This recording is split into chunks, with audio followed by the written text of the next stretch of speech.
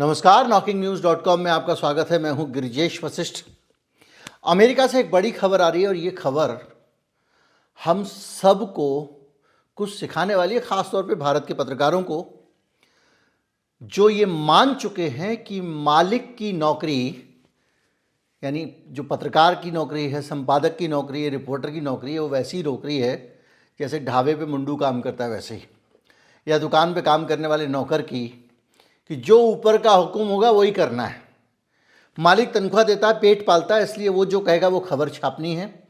और तो और मालिकों ने धीरे धीरे करके उन लोगों को भर्ती कर लिया जो सुर में सुर मिलाएं, और आज पूरे के पूरे परिदृश्य से एक आध अपवाद छोड़ दें तो सारे के सारे संपादक सिर्फ मालिक के एजेंडा को लागू कराने के काम में लगे हुए हैं। ये भारत का दृश्य है।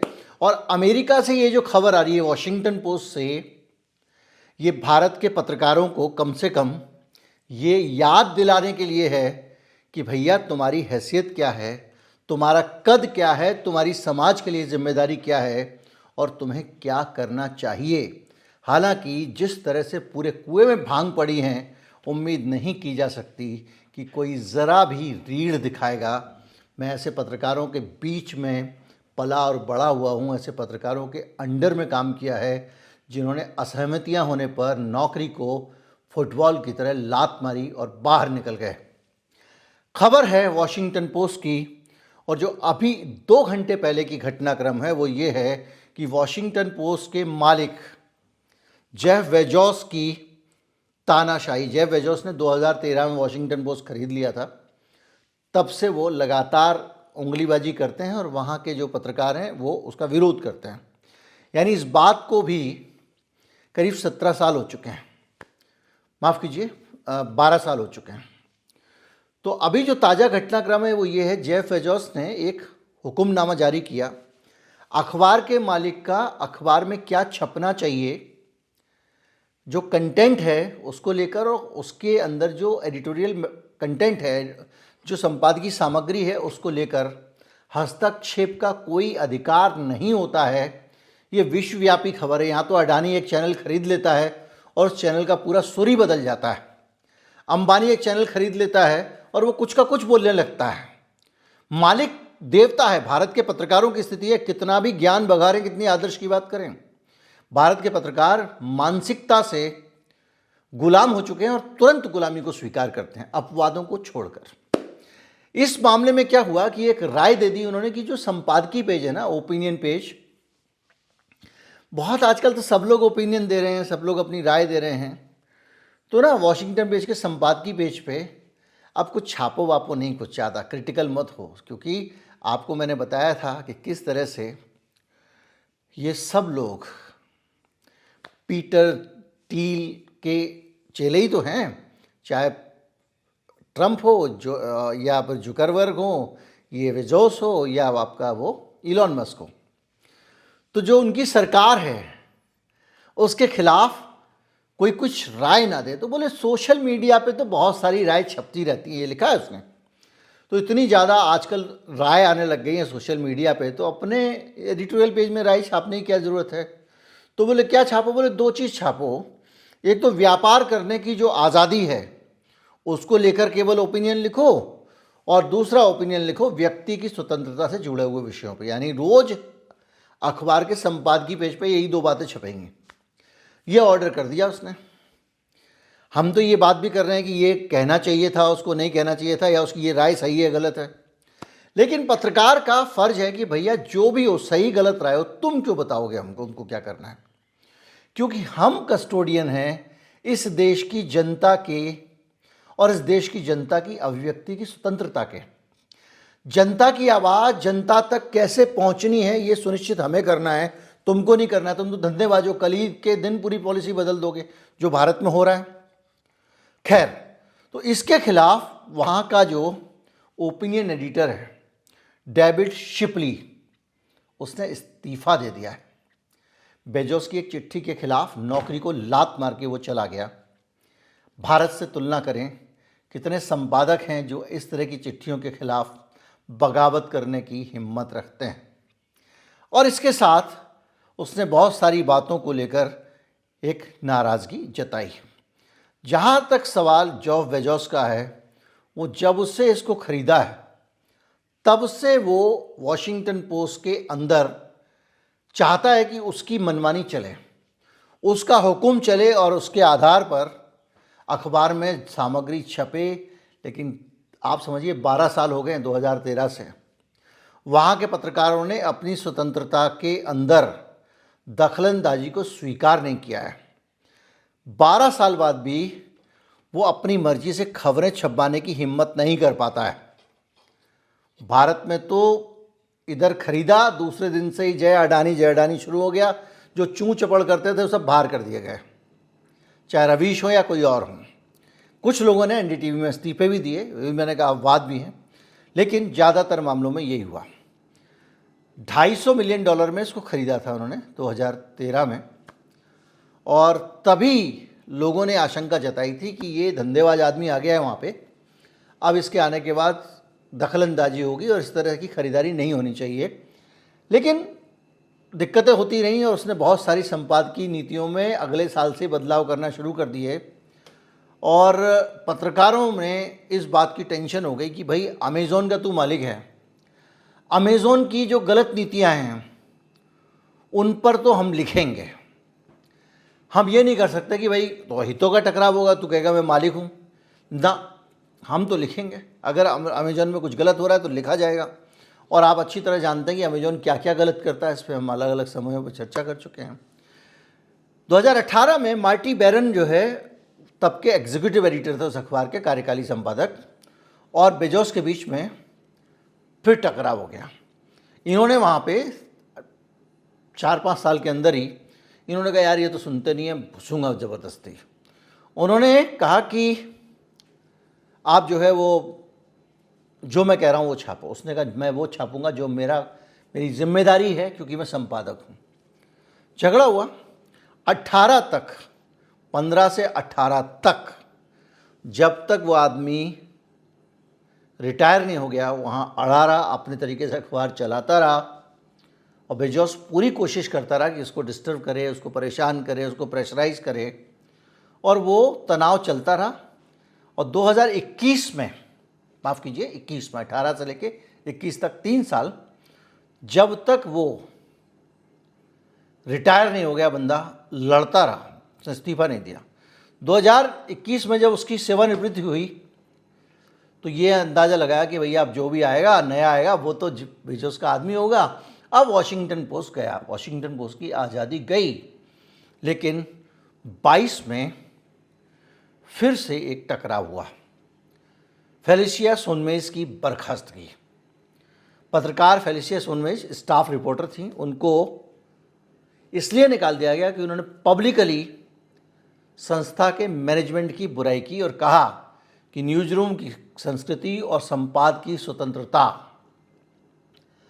खतरे में आ गई है बेजोस के आने के बाद। पूरी दुनिया में इस पर बहस हुई है। आज हम बात कर रहे हैं वहाँ की घटना की, फिर बहस हुई कि ये क्या हो रहा है।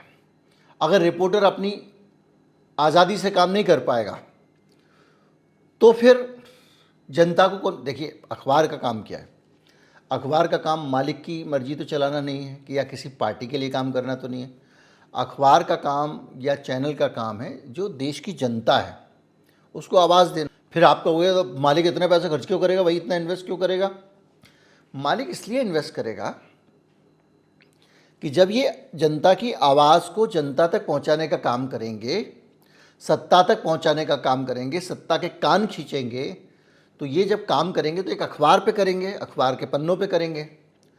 तो जब ये बात जारी होगी तो इसके साथ साथ वो अखबार में विज्ञापन भी अपना छाप देंगे, तो विज्ञापन से पैसे आएंगे, तो वो पैसे कमाएंगे। उन्होंने जो इन्वेस्ट किया है वो इसलिए किया है कि अखबार में विज्ञापन छाप के पैसे कमाएं, ना कि इसलिए किया है कि वहाँ जो खबरें छप रही हैं उनको प्रभावित करें। दूसरा पहलू भी समझिए कि अगर आप खबरें ऐसी छापेंगे उल्टी सीधी तो उनको पढ़ेगा कौन? आज देखिए अखबारों का क्या हो रहा है इस देश में, और टीवी का क्या हाल हो रहा है। क्यों? क्योंकि उनकी खबरों में विश्वसनीयता नहीं बची है। खैर, इस पूरे के साथ फेलिसिया सोनमेज के बाद एक तनाव हो गया ज़बरदस्त, जो लंबे समय तक इस पर बहस हुई, लेकिन ये विवाद थमा नहीं। आपको याद होगा भी हाल में 24 में फिर ये विवाद हुआ डेविड इग्नेशियस का विवाद। डेविड इग्नेशियस ओपिनियन कॉलमनिस्ट है। ये क्या होता है? ये वहाँ पर अपना स्तंभ लिखा करते थे। स्तंभ मतलब जैसे कोई व्यक्ति, कॉलम तो अखबार में आप जानते ही हैं जो कुछ छपता है लंबी लंबी पट्टियों में छपता है।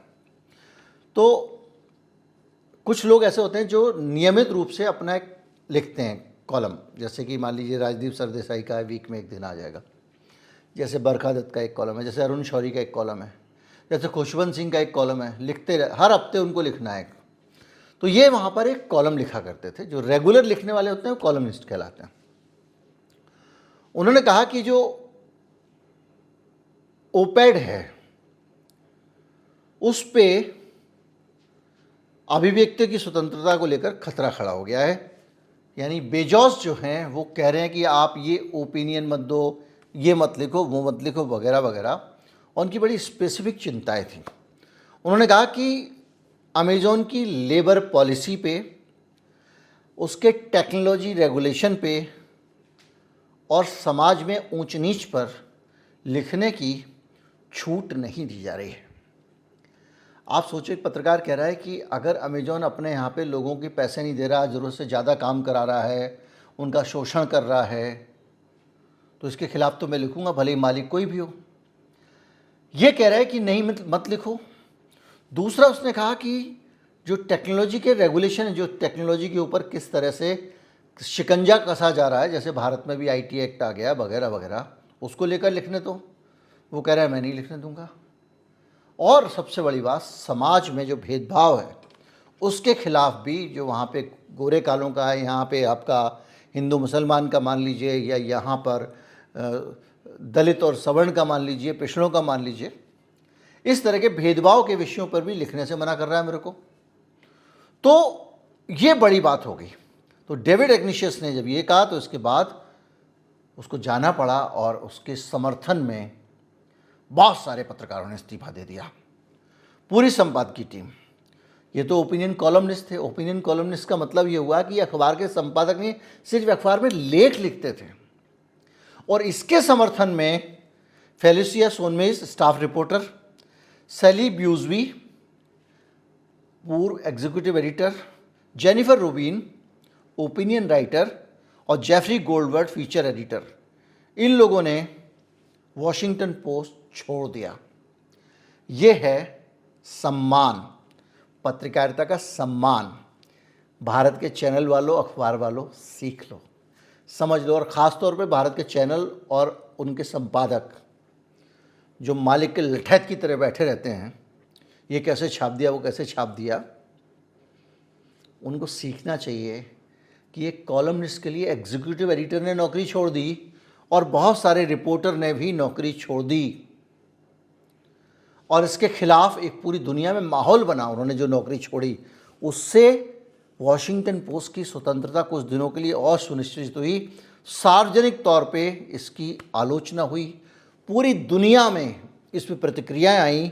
पत्रकार संगठनों ने इसके खिलाफ अलग अलग जगह वातावरण बनाया।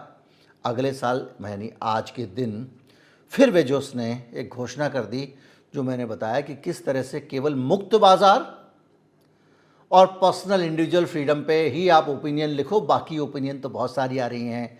किस तरह से जो है वो मैक्रो ने बैठ के ट्रंप को कहा कि झूठ बोल रहे हो, आपको कुछ पता नहीं है।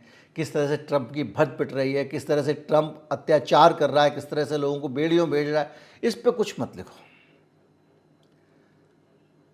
तो फिर विवाद खड़ा हो गया है। तो चूंकि ये जो आज का घटनाक्रम है, ये फिर से हमको याद दिलाता है 12 साल से वॉशिंगटन पोस्ट अखबार के पत्रकार एक ऐसे आदमी पे लड़ रहे हैं जिसने पैसे के दम पे इतने बड़े अखबार की अपनी संपादकीय स्वतंत्रता को कब्जा करने की कोशिश की है। ये चुनौतियां उनकी चुनौतियां हैं और हमारे यहाँ पर मीडिया के करीब करीब ज़्यादातर लोग इन चुनौतियों के सामने हथियार डाल चुके हैं। जिन्होंने हथियार नहीं डाले हैं वो सब समाचार संस्थानों के बाहर हैं। उम्मीद करता हूं कि आप इसके पीछे का जो मंतव्य है वो समझ गए होंगे कि एक अखबार की आज़ादी किसी भी देश के लोकतंत्र के लिए कितनी ज़रूरी है और उस आज़ादी की रक्षा करना पत्रकार का कर्तव्य है।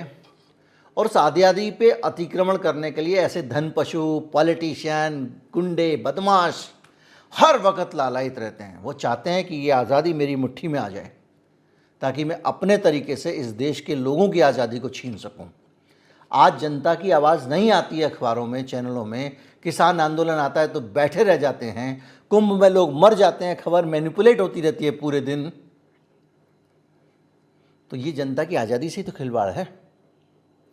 उम्मीद करता हूँ कि एक बेसिक कंसेप्ट आपको समझने में मदद मिली होगी मीडिया को लेकर, मीडिया की आज़ादी को लेकर, और ये भी कि पत्रकार की आज़ादी क्यों ज़रूरी है और क्यों पत्रकार की आज़ादी अधिकार है समाज का, इस देश का।